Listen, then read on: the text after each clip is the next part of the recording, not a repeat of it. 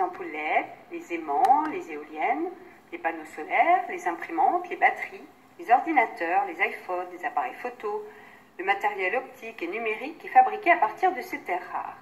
Les écrans en contiennent 13% et un téléphone portable un demi-gramme. Vous trouverez dans les écrans du lithium, mais aussi de l'eurobium ou du trubrium.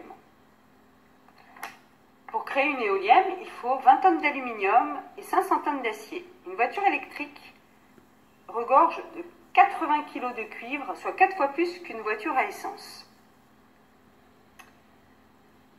Alors, où est-ce qu'elles se trouvent?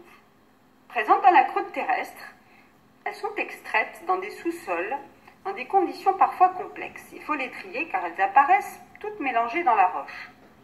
Pour extraire 1 kg de lutécium, il faudra extraire 1200 tonnes de roche. Les mines d'extraction sont principalement basées en Chine, à 85%, mais aussi en Bolivie et en Chili.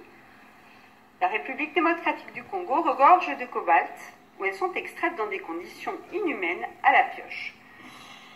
Les habitants, parfois encore mineurs, sont payés 2 € par jour et cassent la roche avec une pioche. En Occident, aux USA, en Californie plus précisément, il existe une usine à ciel ouvert qui s'appelle The Mountain Pass.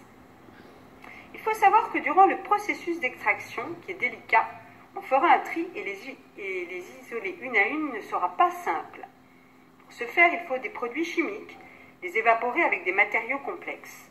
Il s'en dégage aussi souvent des poussières radioactives, toxiques et cancérigènes. Cela a un impact géologique sur les sols et les airs, et les nappes phréatiques polluées et airs chargés en particules entraînent de nombreux cancers du poumon auprès des habitants de ces mines, des villes voisines. Mais c'est un marché très juteux. Le marché des terres rares a pris une ampleur folle depuis 10 ans. Il représente déjà 10 milliards de dollars par an sur le marché mondial. D'ici 2030, c'est la promesse de 25 milliers d'emplois pour l'énergie verte. L'industrie automobile génère déjà 2 milliards par an. C'est presque le PIB de la France.